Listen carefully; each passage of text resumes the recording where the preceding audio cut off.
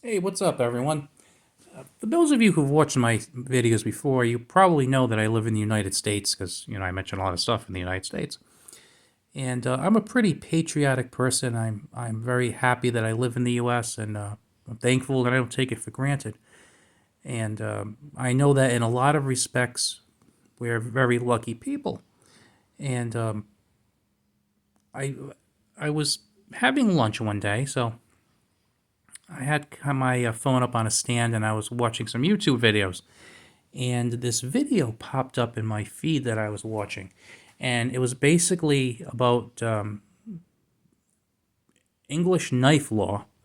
And then I saw another one about English knife law, and I knew they had some really crummy knife laws, but it was just like so horrendous. I know that, for example, you can't have switchblades because this is, I guess, very dangerous, and it's like an assault weapon to them. So you can't have that. You can't have out the side autos, obviously. But what gets me is that you can't even have a locking knife. So let's see. I think this is the Gerber Paraframe, if I'm not mistaken. This, to me, is quite possibly the worst knife Gerber has ever made. Yet they make 9 million of them a year, it seems. Because watch this. Wait for it. Wait for it. Oh, it locked. This has just become like the most dangerous thing on the face of the earth now because it locks. A locking knife. Because the British government, evidently, and many other governments in Europe and other places, don't think that you can be trusted with a knife blade that locks. Think about that for a second. Now, I know what you're probably thinking. Okay, well, you can use it for nefarious purposes. Well, yeah, that's true, but you can really use any sharp object for a nefarious purpose. That's not the purpose it was created. I mean, personally, I would rather, if I'm doing some kind of chore, maybe I'm cutting an apple. Yeah, I can cut the apple with this slip joint, no problem. People have been doing it for years. Very, very easy to open. Nice sharp blade. As long as you know how to cut and you cut the right way, you are 100% fine. Very useful thing. But you know what? I just like a locking blade. That's the way I am. I think they're safer, and in the when you're looking at something like this, in this example, it's faster. I also only need one hand to close this knife. Look at that. This one, I guess you can close it with one, but I wouldn't want to do it because I think I'm at a higher risk for an accident if I try and close this with one hand. See, they don't care about convenience in a lot of these countries. They don't care about common sense. I mean, just think about it. This knife in some countries is okay. Let's assume the blade's only 3 inches. I forget how long it is, but let's just say it's 3. In some countries, my thinking was that this would be fine because the blade's under 3 inches, which is acceptable in some countries. Some might have smaller blade limits, but the fact that it doesn't lock makes it acceptable. Or so I thought. Or so I thought.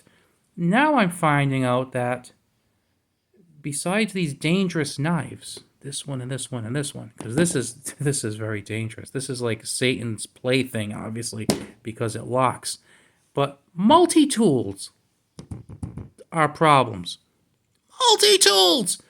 Now, as you know from some of my other videos, this is my Leatherman Wave. It has been well loved over the years. I love this knife. Excuse me, this multi-tool. Okay?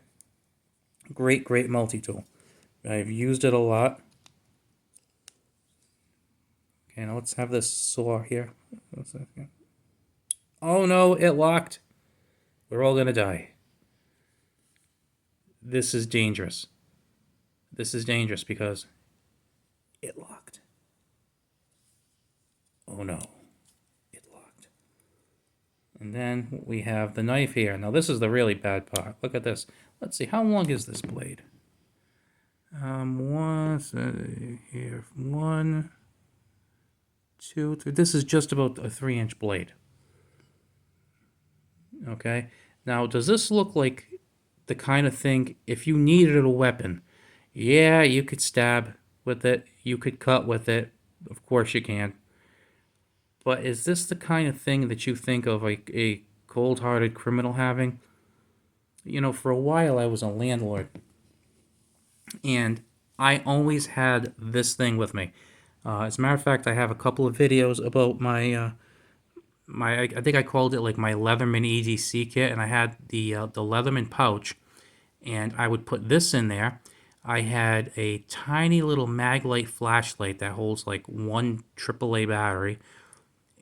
I had because it has like two loops, so in a little pocket. So the main pocket I had this. The pocket behind it I had two sets of bits that were quite helpful. And then there's two little loops. One little loop I put a flashlight in, and the other one I put the bit extender in.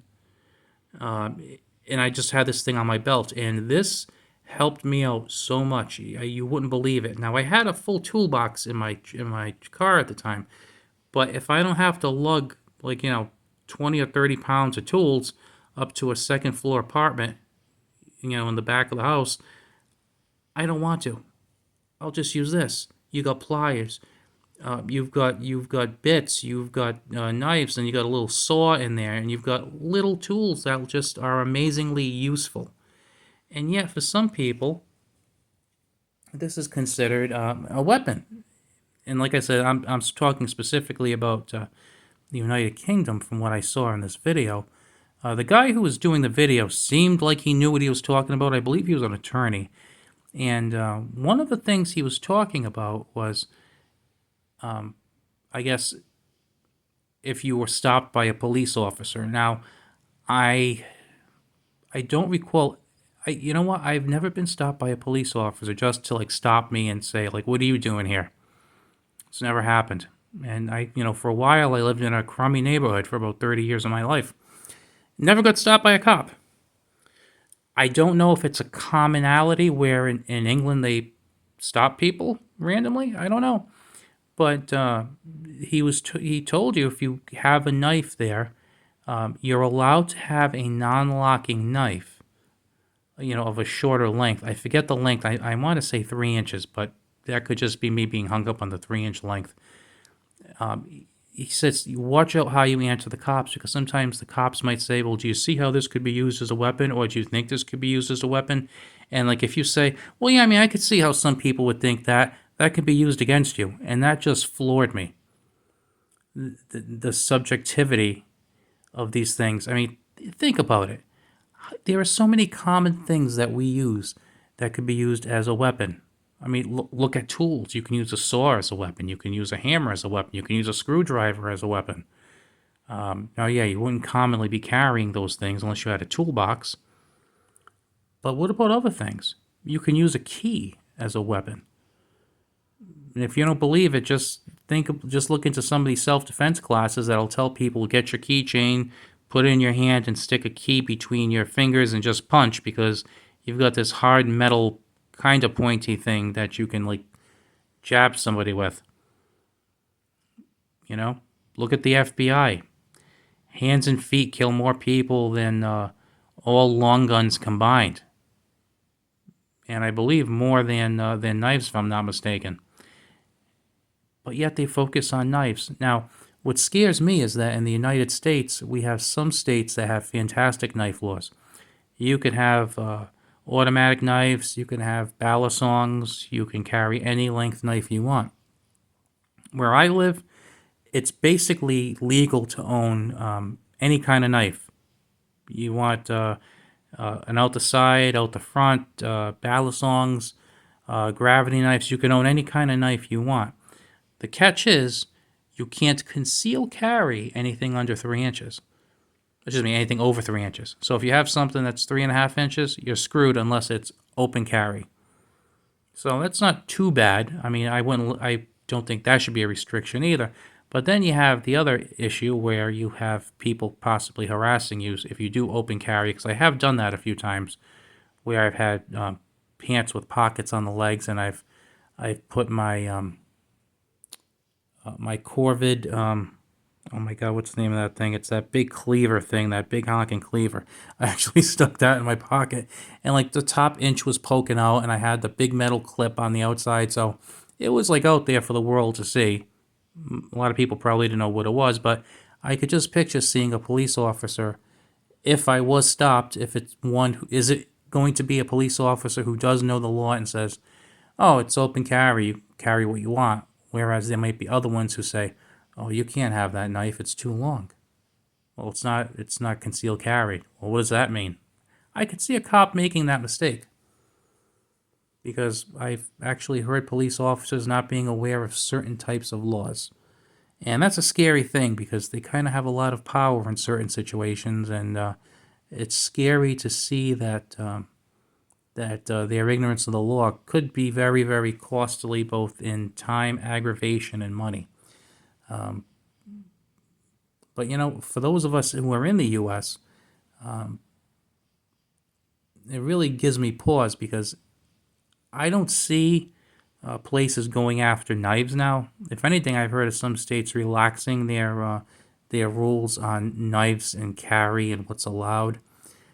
But I mean, they're very focused on firearms now, not on knives. But it really reminds you that we need to be vigilant and support people who support us because you know one of the people who I think about is people who are involved in trades.